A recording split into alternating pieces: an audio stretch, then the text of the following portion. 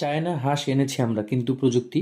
চলুন দেখে নেওয়া যাক কিভাবে পানি ছাড়া বেইজিং পেকিং বা জিংলিং নামের এই হাঁসটি চাইনিজরা পালন করে। এই যে দেখা যাচ্ছে, প্রথমে ঘর দেখছেন, ঘরগুলো কিভাবে ভালোভাবে বানানো। প্রতিটি ঘর এমনভাবে তৈরি করা যাতে অল্প সংখ্যক মানুষ সব হাঁস পালন করতে পারে। সব কিছু হয় এখানে মেশিনারি ব্যবহার করার মাধ্যমে। হাঁস পালনের A to Z দেখাতে যাচ্ছি আজ আমরা আপনাদের। প্রথমে ঘর প্রস্তুতি। ঘর প্রস্তুতিতে এখানে ফিউমিগেশন হচ্ছে, স্প্রে করা হচ্ছে, যাতে করে সব জীবাণু ধ্বংস করে ফেলা যায়।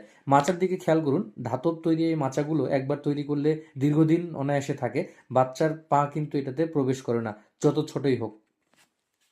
আর হাঁসের যে বিষটা বের হবে, এই বিষটাগুলো সরানো হচ্ছে একটি সাবমার্সেবল পাইপ দিয়ে, এবং এটা অন্য পিটে চলে যাচ্ছে যেখানে সে থেকে সার তৈরি হয়। হাঁসের ব্রুডিংয়ের জন্য আছে সেন্ট্রাল হিটিং সিস্টেম। খাদ্যের পাত্রগুলি দেখছেন অটোমেটিক ভরে যায় সেন্ট্রাল পাইপের মাধ্যমে।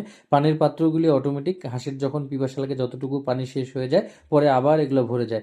খাওয়া দাওয়া আর ঘুমানো কাজ এই ব্রয়লার প্রকৃতির হাঁসগুলোর। হাঁসগুলি বড় হবার পর এবার বিক্রির পালা। প্যাকেজিং হচ্ছে বিশাল কার্গোতে, এরপরে চলে যাচ্ছে প্রসেসিং প্ল্যান্টে। এই হলো একটি চাইনিজ পেকিং হাঁসের খামার। ধন্যবাদ সবাইকে আমাদের এই ভিডিওটি দেখার জন্য।